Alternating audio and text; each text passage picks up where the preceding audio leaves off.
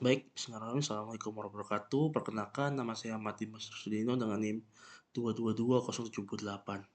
Di sini saya akan membahas mengenai histologi sistem respirasi. Sebelumnya, kuliah ini juga sempat dibawa oleh Dr. Arif Yahya pada saat blok fisiologi sistem kardiorespirasi ya. Jadi di sini saya sebagai pengingat kembali atau merecall kembali terkait materi di kuliah ini. Oke, jadi yang pertama, untuk sistem respirasi itu dibagi menjadi 3 bagian utama, di mana bagian pertama itu disebut bagian konduksi atau conducting portion, di mana bagian ini dimulai dari rongga hidung, kemudian faring, laring, trakea, bronkus, hingga bronchiolus terminalis. Fungsi utamanya adalah menghantarkan udara, namun jangan menganggap tugasnya itu sebagai saluran lewat. Di sepanjang jalur ini, udara itu akan disaring, dihangatkan, dan dilembabkan sehingga ketika mencapai paru-paru, kondisinya itu sudah optimal. Lalu bagian kedua ada namanya bagian transisi, yaitu bronchiolus respiratorius. Dinamakan transisi karena muncul alveolus pada dinding bronchiolus. Jadi itu mulai yang muncul alveolus pada dinding bronchiolus gitu ya. Dengan demikian, bagian ini memiliki dua fungsi utama atau dua fungsi sekaligus, yaitu masih menghantarkan udara tetapi juga mulai melakukan pertukaran gas. Lalu untuk bagian ketiga ada bagian respirasi yang terdiri atas ductus alveolaris, saccus alveolaris, dan juga alveoli. Inilah lokasi utama terjadinya pertukaran oksigen dan karbon dioksida melalui proses difusi. Jadi apabila kita melihat perjalanan udara, urutannya dimulai dari rongga hidung, melewati saluran konduksi, kemudian memasuki zona transisi hingga akhirnya mencapai alveolus sebagai tempat pertukaran gas. Oke, selanjutnya kita lanjut ke rongga hidung. Jadi yang pertama itu secara makroskopis, rongga hidung tampak sederhana. Namun secara histologis, organ ini memiliki peranan yang sangat kompleks. Rongga hidung merupakan garis pertahanan pertama terhadap lingkungan luar. Perhatikan gambar pada slide ini ya. Jadi kita dapat melihat adanya konka superior, konka media, juga konka inferior, di mana konka ini memperbesar luas permukaan mukosa, sekaligus menciptakan aliran udara yang berputar atau turbulen. Akibatnya, udara memiliki waktu kontak yang lebih lama dengan mukosa hidung. Nah, mengapa hal ini penting? Karena selama kontak itu berlangsung, udara akan mengalami 3 proses utama. Yang pertama disaring dari debu dan mikroorganisme, yang kedua dihangatkan oleh banyaknya pembuluh darah pada mukosa. Ketiga dilembabkan oleh sekret yang dihasilkan kelenjar mukosa. Nah, dengan demikian udara yang akhirnya mencapai paru-paru itu sudah bersih, hangat, dan juga lembab. Bila fungsi ini terganggu, misalnya akibat kerusakan mukosa atau peradangan kronis, maka proses pertahanan saluran nafas juga akan menurun. Dan selanjutnya ada mukosa fossa nasalis. Nah, jadi pada slide ini kita membandingkan dua wilayah utama mukosa rongga hidung, di mana ada regio respiratoris dan juga ada regio olfactorius. Lalu untuk regio respiratoris itu merupakan bagian terbesar rongga hidung. Daerah ini terdapat pada konka media juga inferior. Epitel penyusunnya adalah epitel silindris berlapis semu bersilia yang disertai sel goblet. Sel goblet itu menghasilkan mukus, sedangkan silia itu menggerakkan mukus menuju faring, di mana proses ini tuh disebut mucociliary clearance. Di bawah epitel terdapat lamina propria yang mengandung banyak kelenjar seromukosa serta jaringan cavernosa yang kaya akan pembuluh darah.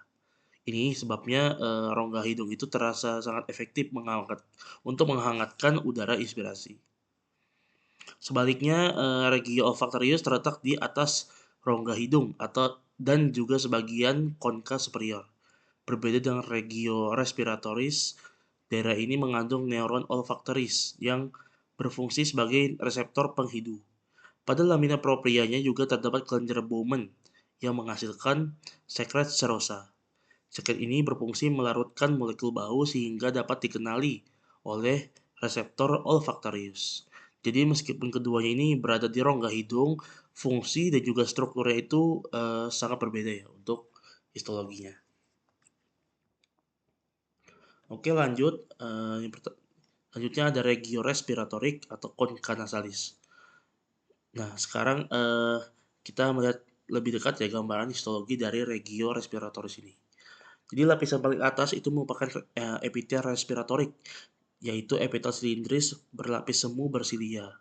Walaupun tampak terdiri atas beberapa lapisan, sebenarnya semua sel tetap menyentuh membran basal sehingga secara histologis disebut pseudo-stratified. Nah, di antara sel-sel tersebut terdapat sel goblet, di mana sel ini menghasilkan mukus yang akan menangkap debu, bakteri, virus, maupun partikel asing lainnya. Di bawah epitel terdapat membran basal yang cukup tebal. Selanjutnya terdapat lamina propria yang berisi jaringan ikat, pembuluh darah, serta kelenjar seromukosa. Perhatikan juga banyaknya pembuluh darah pada lamina propria, di mana hal ini menjelaskan mengapa rongga hidung itu mampu menghangatkan udara dengan sangat cepat. Nah, apabila kita rangkum, maka mekanisme pertahanan pada regio respiratorius itu terjadi melalui kerjasama antara mukus, silia, kelenjar seromukosa, dan juga vaskularisasi yang melimpah. Nah, dari kombinasi inilah yang menjaga agar udara yang masuk ke paru-paru itu tetap bersih dan sesuai untuk proses respirasi. Selanjutnya, lanjut ke gambar. Ini adalah gambar epitel respiratorik ya. Ini gambar mikrofotografi epitel respiratorik dengan pembesaran yang lebih tinggi. Jadi kan sebelumnya begini dan ini untuk lebih besarnya. Jadi kita bisa perhatikan terdapat dua jenis sel yang paling menonjol, yaitu sel bersilia dan juga sel goblet. Sel goblet itu berfungsi menghasilkan mukus, sedangkan sel bersilia itu memiliki silia yang terus bergerak secara sinkron. Mukus yang dihasilkan sel goblet akan menangkap berbagai partikel asing seperti debu, polutan, bakteri, maupun virus. Setelah partikel tersebut terperangkap, silia akan menggerakkan lapisan mukus menuju faring. Selanjutnya, mukus itu akan ditelan menuju saluran pencernaan atau dikeluarkan melalui refleks batu. Mekanisme ini dikenal dengan mucociliary excavator, yaitu salah satu sistem pertahanan paling penting pada saluran nafas.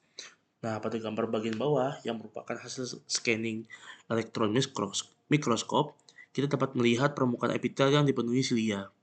Di antara komponen silia itu tampak lubang-lubang yang merupakan lokasi sel goblet. Gambar ini memperlihatkan betapa rapatnya susunan silia sehingga mampu bekerja seperti sapu yang terus membersihkan permukaan saluran nafas.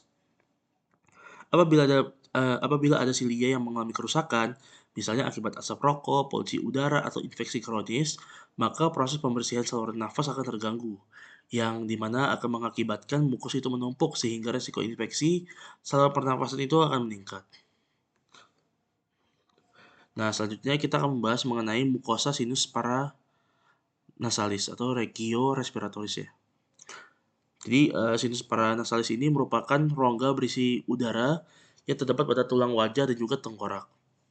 Walaupun letaknya berbeda dengan rongga hidung, secara histologis lapisan mukosanya hampir sama dengan regio respiratorius. Lapisan epitelnya itu tetap berupa epitel silindris berlapis semu bersilia dengan sel goblet. Pada lamina propria tampak pembuluh darah, jaringan ikat, serta infiltrasi limfosit sebagai bagian dari sistem imun lokal. Keberadaan silia sangat penting karena sekret dari sinus harus dialirkan terus menuju ke rongga hidung. Bila silianya tidak bekerja dengan baik atau saluran sinus itu tersumbat, maka sekret akan tertahan di dalam sinus. Nah, kondisi inilah yang menjadi salah satu penyebab dari sinusitis. Jadi, meskipun fungsi utama sinus itu adalah meringankan berat tengkorak, menghasilkan resonansi suara, dan juga membantu pengondisian udara, kesehatan mukosa sinus juga bergantung pada mekanisme mukosiliar yang efektif. Oke, selanjutnya masuk ke regio olfactoris atau regio olfactorius ya. Jadi kita beralih menuju regio olfactorius, yaitu bagian rongga hidung yang berfungsi sebagai organ perciuman. Berbeda dengan epitel respiratorik, epitel olfactorius tidak memiliki sel goblet. Sebaliknya, epitel ini terdiri atas 3 jenis sel utama, di mana untuk jenis sel pertama itu ada namanya sel olfaktorius, di mana itu adalah neuron bipolar yang berfungsi sebagai reseptor penghidu. Pada ujung apikalnya terdapat silia olfaktoria yang berfungsi menangkap molekul bau yang terlarut dalam sekret.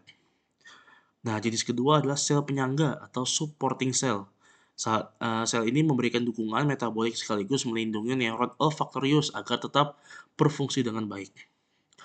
Lalu yang ketiga ada namanya sel basal, di mana itu adalah sel induk yang mampu berdiferensiasi menjadi neuron olfaktorius baru, di mana hal ini menjadikan epitel olfaktorius sebagai salah satu jaringan saraf yang memiliki kemampuan regenerasi sepanjang hidup. Nah, di bawah epitel terdapat namanya kelenjar Bowman yang menghasilkan sekret serosa. Sekret ini melarutkan bau sehingga dapat dikenali oleh reseptor penciuman. Urutan proses penciuman dimulai ketika molekul bau larut dalam sekret Bowman, kemudian berikatan dengan silia olfaktoria, lalu menghasilkan impuls listrik dan juga impuls tersebut diteruskan menuju bulbus olfaktorius di otak. Nah, jadi selanjutnya ini adalah ilustrasi mikroskopis regio olfaktorius. Jadi lapisan paling atasnya itu adalah epitel olfaktorius yang tampak lebih tebal dibandingkan epitel respiratorik karena banyak mengandung neuron. Nah, di bawahnya itu di bawah epitel itu terdapat kelenjar Bowman yang tampak seperti kumpulan asinus. Kelenjar ini menghasilkan cairan serosa yang terus membilas permukaan epitel sehingga reseptor penciuman selalu siap menerima rangsangan baru. Perhatikan juga adanya vila olfaktoria, yaitu kumpulan akson neuron olfaktorius yang akan bergabung membentuk nervus olfaktorius atau salap cranialis pertama. Pada bagian paling atas terdapat kutikula yang menjadi tempat silia olfaktoria menonjol ke permukaan mukosa. Nah, saat mengamati preparat histologi, ciri khas yang paling mudah dikenali adalah tidak adanya sel goblet, serta adanya kumpulan serabut saraf dan kelenjar. Kelenjar itu adalah kelenjar Bowman pada lamina propria.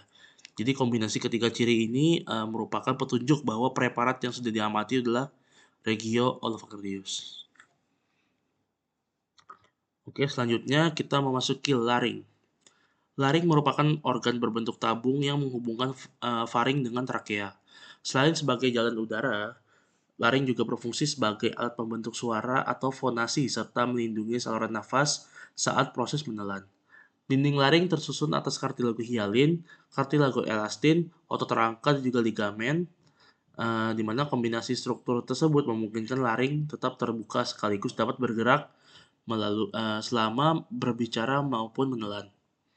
Nah, secara histologis terdapat dua struktur yang perlu dibedakan, di mana ada plica ventricularis dan juga plica vocalis.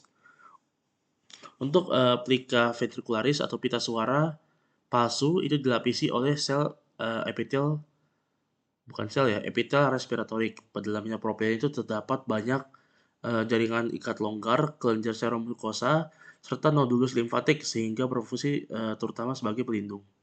Sebaliknya, plica vocalis atau pita suara sejati itu dilapisi epitel squamosa berlapis tanpa keratin. Mengapa berbeda? Itu karena pita suara itu mengalami gesekan mekanik yang jauh lebih besar selama proses berbicara sehingga membutuhkan epitel yang lebih tahan terhadap trauma tersebut. Nah, selain itu lamina propria pita kayak suara akan serat elastin dan juga hampir tidak memiliki kelenjar. Susunan inilah yang memungkinkan pita suara bergetar secara optimal serta menghasilkan suara.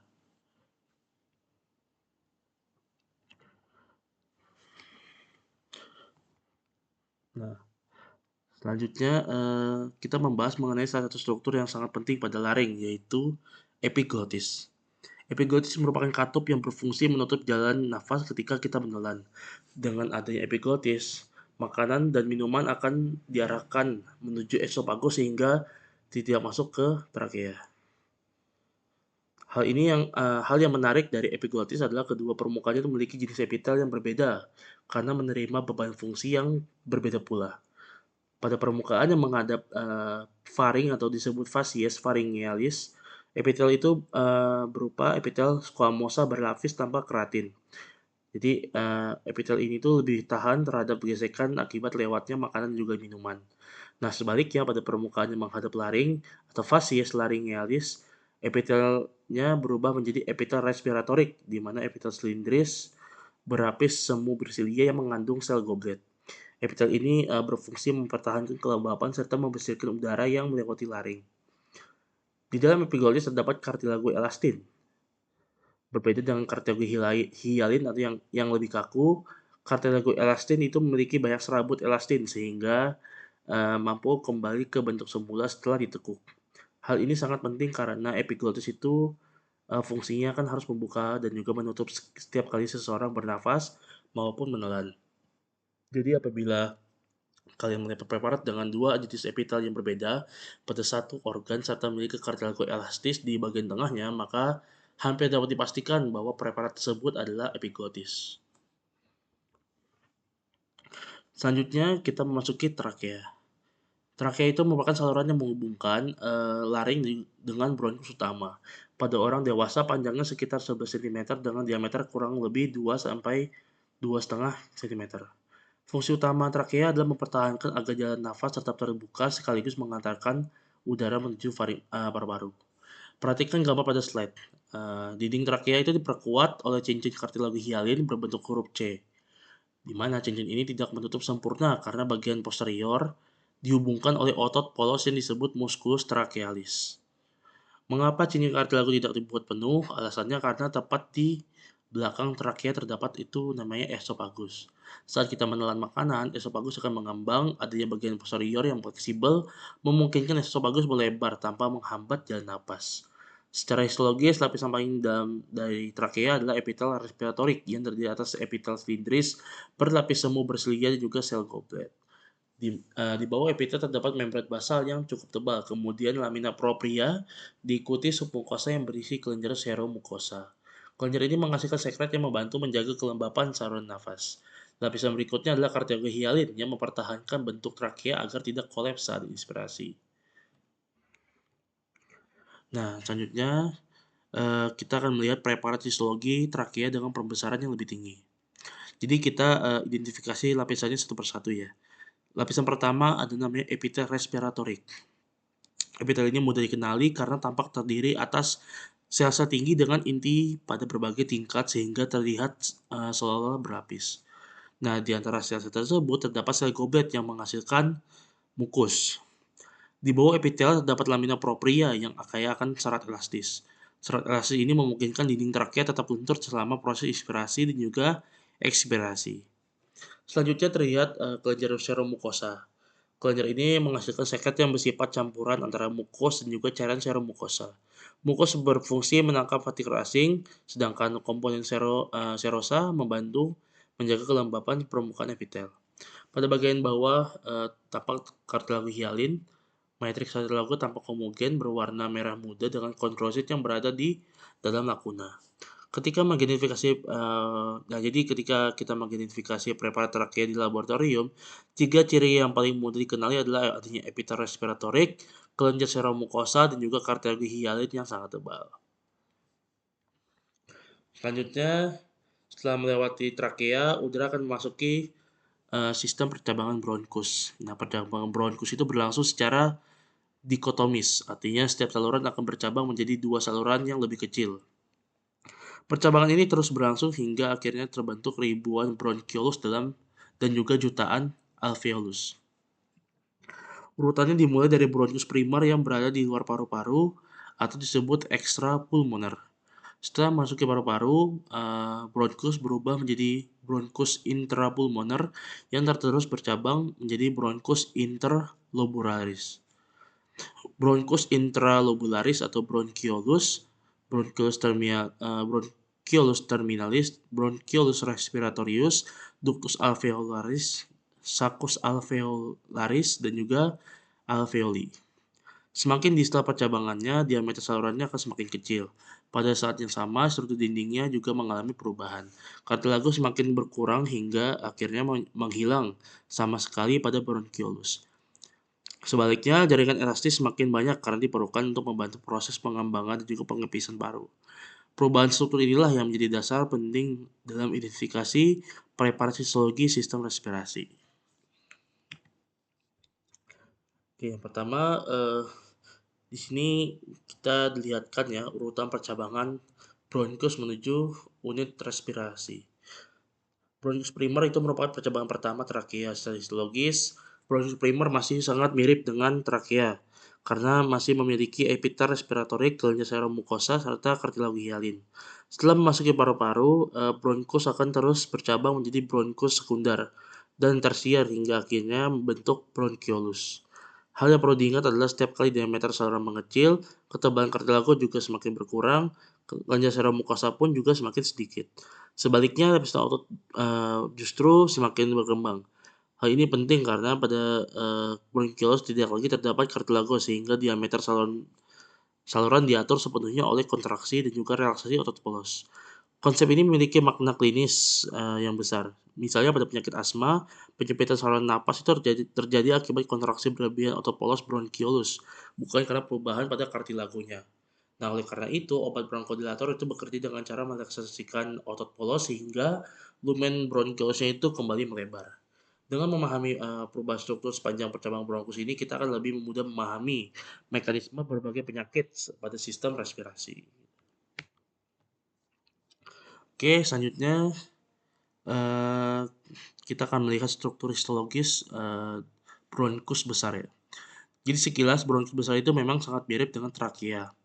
Hal ini wajar karena keduanya masih termasuk bagian konduksi sistem respirasi.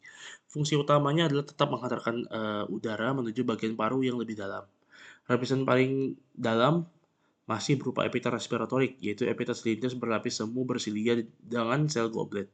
Mukus yang diproduksi oleh sel goblet akan menangkap partikel asing, sedangkan silia akan mendorong mukus ke arah faring. Pada lamina propria terdapat kelenjar serum mukosa dan juga lapisan otot polos yang mulai tampak lebih berkembang dibandingkan pada trakea. Otot ini berfungsi mengatur diameter bronkus sesuai kebutuhan ventilasi. Perbedaannya mulai terlihat adanya bentuk kartilagonya. Jika pada trakea kartilago berbentuk cincin berupa huruf C, maka pada bronkus besar kartilago sudah tidak lagi membentuk cincin utuh. Kartilago berubah menjadi lempengan-lempengan tidak beraturan yang tersebar mengelilingi dinding bronkus, di mana perubahan ini merupakan salah satu ciri-ciri yang membedakan preparat bronkus dengan preparat trakea. Oke, selanjutnya lanjut ke lapisan bronkus secara lebih jelas ya. Ini untuk bronkus besar. Yang pertama adalah lapisan epiter respiratorik yang tampak terdiri atas sel-sel tinggi dengan inti berada di berbagai tingkat. Di bawahnya terdapat lamina propria yang tersusun atas jaringan ikat, longgar, dan banyak pembuluh darah. Selanjutnya tampak lapisan otot polos yang mengelilingi lumen bronkus. Lapisan ini semakin penting pada saluran nafas yang lebih kecil karena nantinya akan menjadi salah satu struktur yang mengatur diameter bronkiolus. Di bagian yang lebih luar terdapat kelenjar serum mukosa, di mana kelenjar ini menghasilkan sekret untuk menjaga kelembapan lumen bronkus. Kemudian tampak kartilago hialin yang berbentuk kepingan atau lempengan. Kartilago ini menjaga agar bronkus tidak kolaps selama proses inspirasi. Lalu pada luar terdapat adventisia, yaitu jaringan ikat yang menghubungkan bronkus dengan jaringan paru di sekitarnya. Lalu saat praktikum histologi, cara paling mudah itu untuk mengenali bronkus adalah dengan cara mencari 3 komponen utamanya, yaitu ada epiter respiratorik, komponen kartilago hialin, dan juga lapisan otot polos. Nah, pada saat ini kita memasuki bagian respiratorik sistem pernapasan atau sistem respirasi ya. Perhatikan urutan strukturnya. Setelah bronchiolus respiratorius, saluran akan berlanjut menjadi ductus alveolaris, kemudian saccus alveolaris, dan akhirnya alveoli. Disinilah mulai terjadinya fungsi utama sistem respirasi, yaitu pertukaran gas. Nah, bronchus respiratorius masih memiliki sebagian dinding yang menyerupai bronchiolus, tapi sudah mulai muncul alveolus di sepanjang dindingnya. Oleh karena itu, bronchus respiratorius disebut sebagai daerah transisi antara saluran konduksi dan daerah respirasi. Semakin menuju distal, jumlah alveolus semakin banyak hingga akhirnya hampir seluruh dinding saluran terdiri di atas alveoli. Perubahan struktur ini menunjukkan bahwa fungsi saluran juga berubah. Semakin banyak alveolus, maka semakin besar pula luas permukaan yang tersedia untuk proses difusi oksigen dan juga karbon dioksida. Hal ini merupakan contoh bagaimana perubahan struktur jaringan selalu diikuti oleh perubahan fungsi dari fisiologis. Nah, selanjutnya Di sini kita membandingkan bronchus interlobularis dengan bronchiolus intralobularis ya. Di mana untuk bronchus interlobularis itu masih berada di luar lobulus paru. Oleh karena itu, struktur histologisnya masih mempertahankan epiter kolumnar bersilia, sel goblet, kelenjar serum mukosa, serta kartilago hialin. Sebaliknya, ketika saluran memasuki lobulus paru dan berubah menjadi bronchiolus intralobularis, maka terjadi perubahan yang cukup nyata. Epitel berubah menjadi epitel selapis kolumner, kemudian semakin distal berubah lagi menjadi epitel kuboid sederhana. Sel goblet mulai menghilang, lalu kelenjar serum mukosa juga sudah tidak ditemukan lagi, dan yang paling penting adalah kartilago hialinnya benar-benar menghilang. Walaupun demikian, lapisan otot polos justru menjadi lebih jelas. Otot polos inilah yang mengatur besar kecilnya lumen bronchiolus. Perubahan tersebut sangat logis karena bronchiolus itu memerlukan fleksibilitas yang jauh lebih tinggi dibandingkan bronkus agar distribusi udaranya dapat disesuaikan dengan kebutuhan paru-paru. Oke. Jadi selanjutnya ada bronchiolus terminalis di mana merupakan bagian terakhir dari saluran konduksi sebelum udara memasuki daerah respirasi. Pada tahap ini kita sudah tidak menemukan lagi kartilago maupun kelenjar serum mukosa. Epitel penyusunnya berupa epitel selapis kolumner rendah hingga kuboid sederhana yang sebagian masih memiliki silia. Selain itu terdapat sel yang sangat khas yaitu sel Clara yang saat ini dikenal sebagai club sel. Nah, club sel memiliki beberapa fungsi penting saat sel ini menghasilkan komponen surfaktan yang membantu mencegah kestabilan lumen bronchiolus. Selain itu, club sel juga berperan dalam proses detoksifikasi berbagai zat yang terhirup serta membantu regenerasi epitel bronchiolus setelah terjadi cedera. Karena tidak memiliki kartilago, diameter bronchiolus terminalis sepenuhnya bergantung pada kontraksi dan relaksasi dari otot polos. Inilah alasan mengapa pada penyakit seperti asma, penyempitan saluran nafas terutama terjadi pada bronchiolus. Kontraksi otot polos itu menyebabkan lumen menyempit sehingga aliran udara berkurang dan pasien mengalami sesak napas. Jadi apabila kalian menemukan preparat tanpa kartilago, tanpa kelenjar memiliki epithelioid sederhana, dan terdapat klub sel, maka kemungkinan besar preparat tersebut adalah bronchiolus terminalis. Selanjutnya, setelah bronchiolus terminalis, udara akan memasuki bronchus respiratorius, di mana struktur ini disebut sebagai daerah transisi karena memiliki dua fungsi sekaligus, yaitu masih mengantarkan udara dan sudah mulai melakukan pertukaran gas. Perhatikan juga gambar pada slide ini. Dinding bronchiolus respiratorius sudah tidak utuh lagi seperti bronchiolus terminalis. Di sepanjang dindingnya mulai tampak alveolus yang bermuara langsung ke lumen. Epitel yang melapisi bronchiolus respiratorius berupa epitel selapis kolumner rendah hingga kuboid sederhana. Sel goblet sudah tidak lagi ditemukan karena produksi mukus tidak lagi diperlukan di daerah ini. Sebaliknya, masih terdapat beberapa klub sel yang berfungsi melindungi epitel dan membantu regenerasi jaringan. Di bawah epitel terdapat jaringan ikat yang kaya akan serat kolagen juga serat elastis. Serat elastis ini sangat penting karena memungkinkan paru-paru mengembang saat inspirasi dan juga kembali mengecil saat ekspirasi. Semakin ke arah distal, jumlah alveolus semakin bertambah, sedangkan bagian bronchiolus semakin berkurang. Hal ini menunjukkan bahwa fungsi penghantaran udara itu mulai digantikan oleh fungsi pertukaran gas. Nah, lalu pada studi ini kita membahas mengenai sel-sel yang menyusun alveolus. Alveolus itu merupakan unit fungsional utama paru-paru karena disinilah pertukaran oksigen juga karbon dioksida itu berlangsung. Terdapat dua jenis sel utama yang melapisi alveolus, yaitu ada yang pertama pneumosit tipe 1 atau sel epitel alveolus. Sel ini berbentuk sangat pipih dan menutupi sekitar 95% permukaan alveolus. Ketebalannya yang sangat tipis memungkinkan oksigen itu berdifusi dengan cepat menuju kapiler darah. Sel kedua adalah pneumosit tipe 2 atau sel septal. Bentuknya lebih kuboid dan jumlahnya lebih sedikit. Walaupun demikian, sel ini memiliki fungsi yang sangat penting ya, karena menghasilkan surfaktan. Surfaktan adalah campuran fosfolipid dan protein berfungsi menurunkan tegangan permukaan alveolus. Dengan adanya surfaktan, Alveolus tidak mudah kolaps saat ekspirasi sehingga paru tetap mudah mengembang kembali pada saat inspirasi berikutnya. Selain kedua sel tersebut terdapat makrofag alveolar atau dust cell. Sel ini bergerak bebas di lumen alveolus maupun di jaringan ikat. Tugasnya adalah memfagositosis debu, bakteri, dan juga partikel asing yang berhasil mencapai alveolus. Jadi setiap jenis sel di alveolus itu memiliki fungsi yang berbeda-beda, tetapi tetap saling melengkapi untuk menjaga proses respirasi tetap berlangsung secara optimal. Selanjutnya kita melihat struktur septum intraalveolar, yaitu dinding tipis yang memisahkan satu alveolus dengan alveolus lainnya. Walaupun tampak sederhana, septum ini mengandung berbagai komponen yang sangat penting. Lapisan pertamanya adalah pneumosit tipe 1 yang melapisi permukaan alveolus. Lalu ada juga di sela-selanya terdapat pneumosit tipe 2 yang menghasilkan surfaktan. Di dalam septum terdapat kapiler darah yang sangat rapat. Endotel kapiler hanya dipisahkan oleh membran basal yang sangat tipis dan juga epitel alveolus sehingga jarak difusi oksigen menjadi sangat pendek.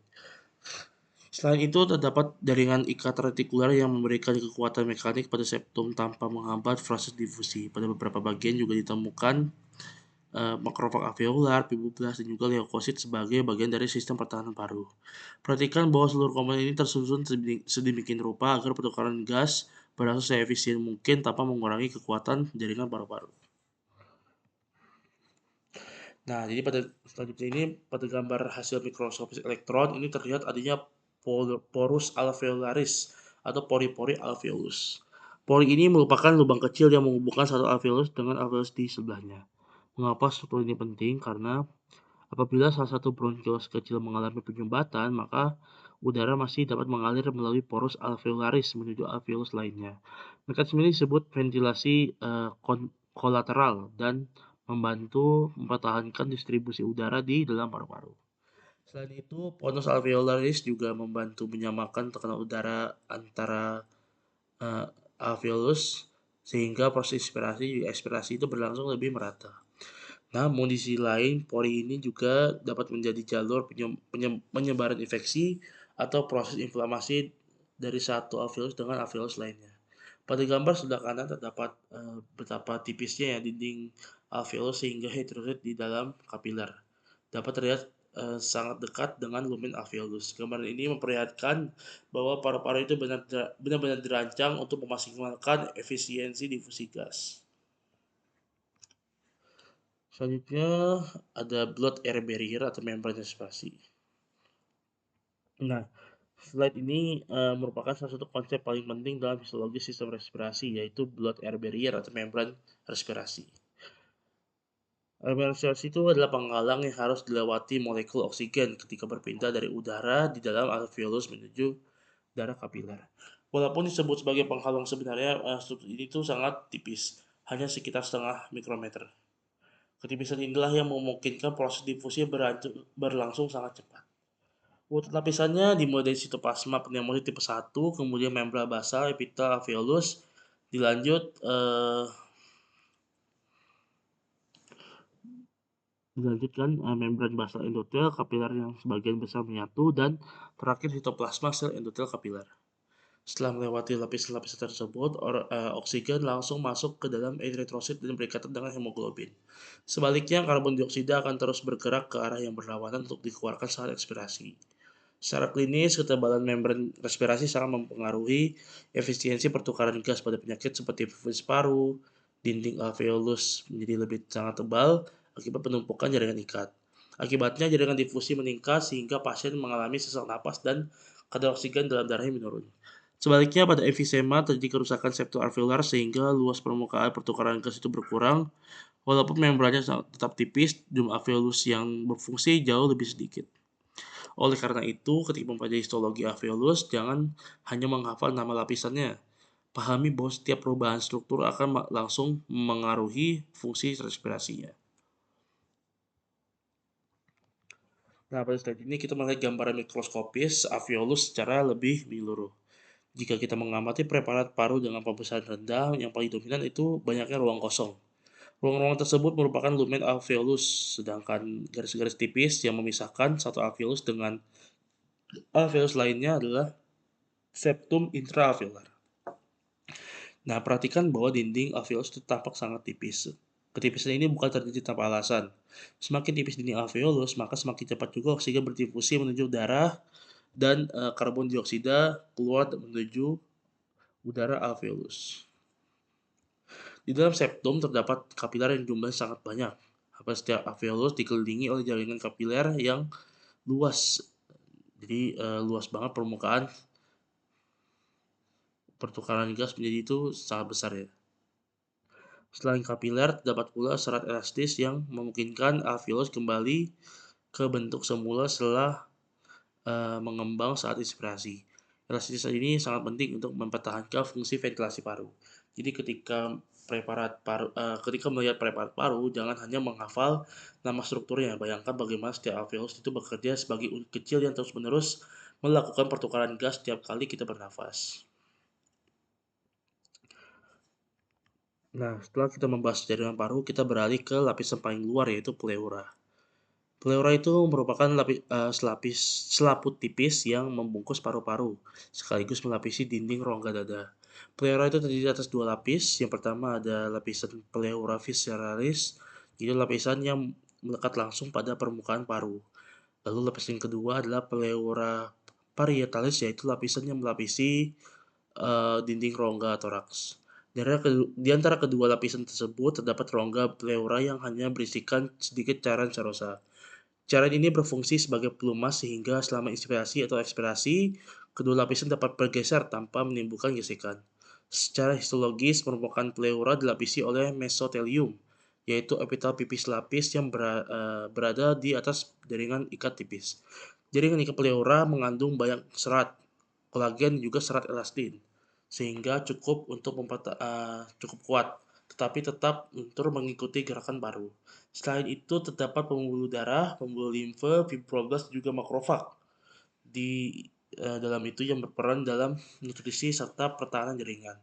Nah, jadi secara klinis, apabila terdapat penumpukan cairan di rongga pleura atau efusi pleura, paru-paru akan sulit mengembang sehingga pasien dapat mengalami sesak napas. Oke, sebelum kita mengakhiri materi, kita rangkum kembali histologis sepanjang saluran respirasi ya. Jadi kita mulai dari rongga hidung yang memiliki epitel respiratorik lengkap dengan sel goblet dan silia untuk menyaring udara. Selanjutnya menuju laring dan juga trakea yang masih mempertahankan epitel respiratorik disertai kelenjar serum mukosa dan cartilago sebagai penopang saluran nafas. Memasuki bronkus, cartilago mulai berubah dari cincin menjadi lempengan, sedangkan otopolos itu menjadi lebih berkembang. Ketika mencapai bronkiolus, cartilago dan juga kelenjar sudah menghilang sepenuhnya. Epitel berubah menjadi lapisan sederhana, sementara klub sel mulai muncul. Pada bronkiolus respiratorius mulai tampak alveolus sehingga daerah ini menjadi zona transisi. Kemudian kita mencapai alveolus yang dilapisi pneumosit tipe 1 juga tipe 2.